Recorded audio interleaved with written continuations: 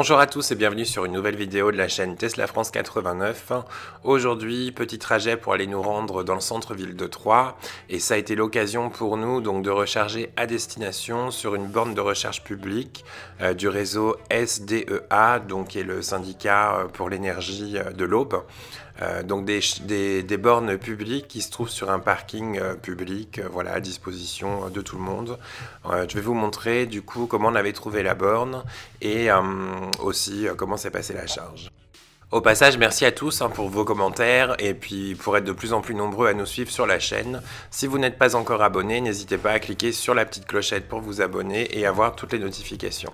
Alors nous voilà sur le site chargemap.com et donc on avait préparé un peu notre excursion sur Troyes. On a ici donc la liste de toutes les bornes qui sont dispo. Donc là c'est le quartier dans lequel on s'est rendu et on voit donc qu'il y avait bien la station sur laquelle on a chargé qui était indiquée. Alors on a 2 étoiles sur 5. Moi je trouve que c'est un peu raide parce que les 2 bornes marchaient quand on s'y est rendu. Et bon, il y avait du T2 et une prise classique. C'est bien à jour au niveau de, voilà, de ce qui est proposé. On a utilisé donc le Charge Map Pass pour s'identifier au niveau de la borne, c'était très rapide. Et en plus, franchement, la charge était pas mal. On a chargé plus de 60 km par heure de recharge d'autonomie gagnée.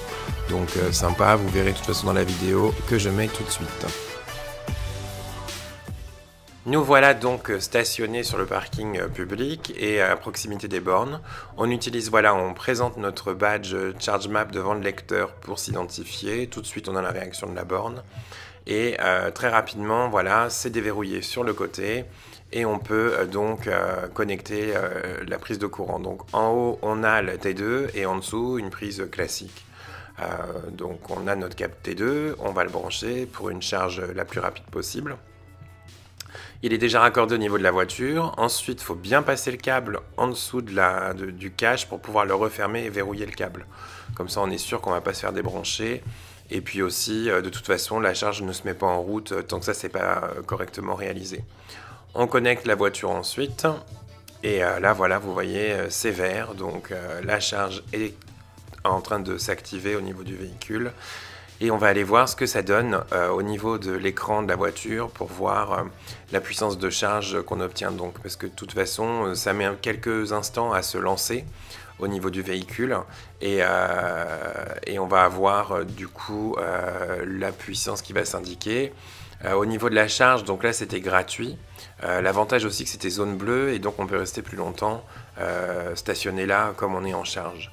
Voilà, on récupère donc 64 km par heure de recharge, ce qui est vraiment sympa parce que en fait nous on habite à peu près à 40 km de Troyes. Une petite heure de rendez-vous en centre-ville et c'est parti, on recharge en fait le trajet qu'on vient d'effectuer. Je suis très content parce que notre voiture brille beaucoup. Je suis en train de vous préparer une vidéo justement sur l'entretien de la voiture et je teste pas mal de produits en ce moment et voilà, visiblement ça porte ses fruits. J'espère que cette vidéo vous a plu et comme je disais tout à l'heure dans l'introduction, merci beaucoup de nous suivre. Un petit pouce bleu ça fait plaisir et puis surtout n'hésitez pas à partager et abonnez-vous. À bientôt, salut!